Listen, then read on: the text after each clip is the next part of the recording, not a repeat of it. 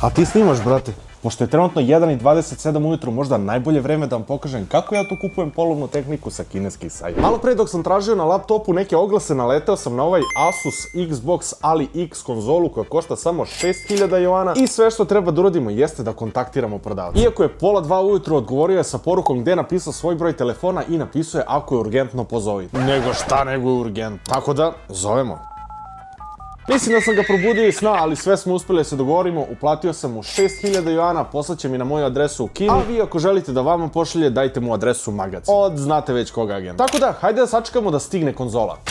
I posle 2 dana čekanja kao na iglama, konačno mi je stigla ova konzola. Ali, dok sam čekao konzolu, otišao sam do marketa za elektroniku i ove dve stvari uzeo za 190 €. Ovaj miš još uvijek nije izašao kod nas i zove se Superlight 2 SE. Mislim da SE znači Special Edition. Dolazi u ovoj specijalnoj crvenoj boji i ovde pozadi ima neki power play. Pretpostavljam da je to za onu podlogu koja može da puni vaš miš dok igra. A gde je i miš, tu se nalaze i slušalice.